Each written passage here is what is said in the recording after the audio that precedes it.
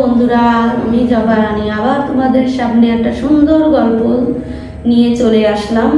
এক এক বাসায় এক খাটে দু বোন একজনের সাথে কিভাবে আমরা মজা নিলাম সেটাই তোমাদের সাথে আমি শেয়ার করব। সেটা তোমরা অবশ্যই অবশ্যই অবশ্যই ভালো করে শুনবে জিনিসটা।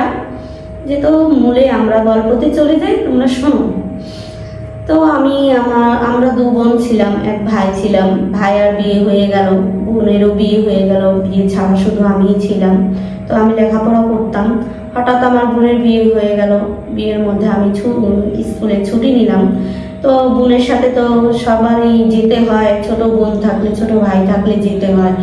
তো আমি আমার বোনের সাথে চলে গেলাম। যাওয়ার পরে ওইখানে থাকলাম। থাকার পরে তো একদিন রাতে হঠাৎ শুনলাম আমার বোন আর বোন জামাই কি কি একটা রুমের মধ্যে অসংখ্য অসংখ্যভাবে শব্দ হচ্ছিল। তো আমি গেলাম সেটা শোনার জন্য। আমি এবার ভাবছিলাম যে কিছু হয়েছে নাকি ওদের মধ্যে। তো যে দেখলাম যে ওরা অনেক অনেক বেশি ভালো ভালোবাসা দিচ্ছিল আর ভালোবাসা নিচ্ছিল। তার মধ্যে হঠাৎ করে দুজনে কেমন জানি একটা শব্দ করা শুরু করে দিল। যে কীরকম একটা শব্দ, ভালোবাসার মধ্যেও আছে আবার ভালোবাসা ছাড়াও আছে, সেটা আমি বুঝতে পারছিলাম না। তো সেইখান থেকে আমি আবার পরবর্তীতে চলে গেলাম। ওদের কথাটা ভালো করে শুনতেও পাচ্ছিলাম না আমি। তারপর আমার সকালবেলা আমি আমার বোনকে জিজ্ঞেস করছিলাম যে তোকে একটা কথা জিজ্ঞেস করবো, আমাকে সত্যি সত্যি বলবি? ও বললো কি কথা বল। তো আমি বললাম যে তোদের যে রাতে দুজনের মধ্যে কোনো সমস্যা ছিল না কোনো সমস্যা হয়েছিল? তো বললো যে কি সমস্যা হয়েছে সেটা কি তোর সাথে, ছোট বোন তোর সাথে শেয়ার করব? তা আমি বললাম তোর সমস্যা হলে সেটা তো আমিই শুনবো। যে তো আমি তোর বোন, ছোট বোন, আমার সাথে শেয়ার করতেই পারিস। তো বললো যে তাহলে শোন আমি কথাগুলো বলি। তো তোর ভাইয়া হয়েছে অনেকটা সিক, অনেকটা আর কি। হ্যাঁ, তো আবার চলে গেলাম। তো তোর ভাইয়া আর কি অনেকক্ষণ সময় নেয়, অনেকটা সময় দিতে। আমি সেটা আর কি ওকে দিতে পারি না। তার জন্যই আর কি আমাকে বলছিল যে তুমি দুর্বল, তুমি অতটা সময় আমাকে দিতে পারছো না, তোমাকে অতটা সময় আমার হচ্ছে না দেওয়া। তো আমি তখন বললাম তো আমি কি করব, আমার পক্ষে তো হচ্ছে না। তো এখন ও বলছিল যে তাহলে আমাকে আরেকটা বিয়ে দিয়ে দাও, আমি আরেকটা বিয়ে করি, তুমি সম্মতি দাও।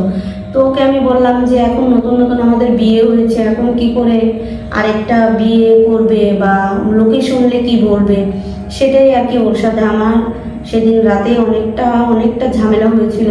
তো যেহেতু আমি অনেকটা দুর্বল হয়ে পড়তাম, যেহেতু ও সেটা বুঝতে চাইতো না, যেহেতু ও পুরুষ তার জন্য। আর সেটা আর কি আমি ওকে বললাম যে তাহলে কি করব, এখন কি করা যায়। ও শুধুই বলছে ও বিয়ে করবে। তো বিয়ে করলে তখন আমি কি করব? আমাকেও তো অনেকটা মানুষের অনেক কথা শোনাবে যে বউ এরকম নতুন বিয়ে করে এনেছে, তাকে রেখে আবার কেন বিয়ে করলো, তার জন্য আর কি। সেটাই আর কি, সেটা নিয়ে অনেক ঝামেলা হচ্ছিল। তো আমার বোন বললো যে তাহলে কি করা যায়। তো ওকে আমি বললাম দেখি কি করা যায়। তখন ও দুলাভাই আসলো। আসার পরে বলল যে তো এই ব্যাপারটা নিয়ে কিছু ভেবেছিলে? তখন ওনাকে আমি বললাম যে ভাববো কি, আমার বোন, তুমি যেহেতু বিয়েই করবে তাহলে আমার বোনকেই করো, ছোটটাকে। যে ও বিয়ে এখানে যখন এসেছে, তো বিয়ে যখন করবে তো আমার বোনকেই করবো, অন্য বাইরে থেকে আরেকটা মেয়ে কেন আনবো? তখন বাইরে মানুষও জানতে পারলো না, আর এতটা কানাকানিও হলো না। তখন উনি বললেন যে কেন, তোমার বোন কি সেটা রাজি হবে, আর ওকে কেন বিয়ে করবো? তখন আমি বললাম এক ঘরে এক সংসারে যেহেতু দু বোন থাকি, তাহলে একটা অন্যরকমেরই থাকবে। তখন ও আমাকে বললো যে তোমার বোন কি সেটা রাজি হবে? আমি রাজি, তুমি দেখো তোমার বোনকে রাজি করাতে পারো কিনা। তখন আমি ওর রুমে ছুটে গেলাম। যাওয়ার পর ওকে আমি বললাম যে তুই কি রাজি? তো দুলাভাই রাজি হয়েছে। তখন আমি বললাম যে আমি কিভাবে রাজি হব, বাবা মা কি এই বিষয়ে রাজি হবে, ভাইয়া কি রাজি হবে? আমি তো শুধু রাজি হলে হবে না। আর এসব হয় নাকি বড় বোনের বা স্বামীর সাথে আর ছোট বোনের বিয়ে, আর তার মাঝে দুজনের সম্পর্কটা অন্যরকমের হয়ে যায়। তখন ও বলল যে তাই তুই কি আমার জন্য, আমার ভালোর জন্য, আমার সংসারের জন্য এতটুকু করতে পারবি না? তখন আমি বললাম যে কি করার আছে। তখন আমার বোন অনেক কান্নাকাটি করলো, অনেকটা বুঝিয়ে এলো আমাকে। তখন আমি বাধ্য হয়ে বললাম, তোর সুখের জন্য আমি সব কিছুই করতে পারি, যেহেতু তুই আমার বোন। তো তখন ও আপু আমার মা বাবার কাছে যে সমস্যাটা বললো যে ও আমার অনেক সমস্যা হয়েছে, আমি এরকম এরকম যে কোনো একটা কথা বলে মিথ্যে কথা বললো আর কি। নাহলে তো বাবা দিবে না আমাকে, এক ঘরে দুই মেয়েকে কিভাবে দেয় একটা বাবা মা, সেটাও তো বুঝতে হবে। তারপরে বাবা অনেকটা রাজি হলো, করার পরে ভাইয়া রাজি হচ্ছিল না, ভাইয়াকে রাজি করালো। তারপর অবশেষে আমাদের বিয়ে হয়েই গেল।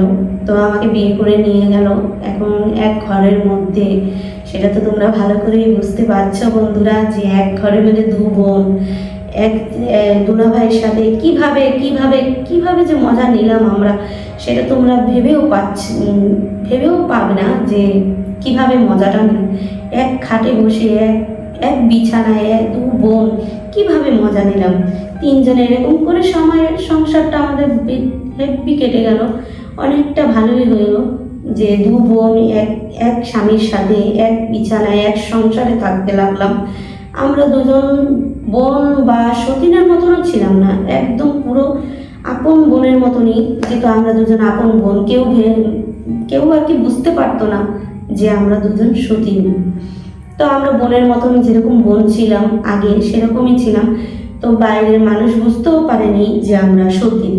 তার জন্য আর কি এই বোনে তখন বললো যে তো তুই যে তো বেশি সময় দিতে পারিস, তোর সাথেই বেশি সময় আমার হাজবেন্ড থাকবে, আর আমি যে তো কম দিতে পারি, তো আমার কাছেই কম সময় থাকবে। সেটাই আর কি অনেকটা অনেকটা ভালো। আর আমারও অনেক ভালো লাগছিল যে তো উনি অনেক সময় নিয়ে আমার সাথে মজা নিতেন বা আমার সাথে থাকতেন, অনেকটা ভালো লাগছিল বন্ধুরা। সেটা তোমরাও বুঝতে পারছো যে কত কি হলে আর কি মজা নেওয়া যায়, সেটা তো তোমরা বুঝতেই পারছো। তো তোমরা সবাই ভালো থেকো, খুব ভালো থেকো বন্ধুরা। আর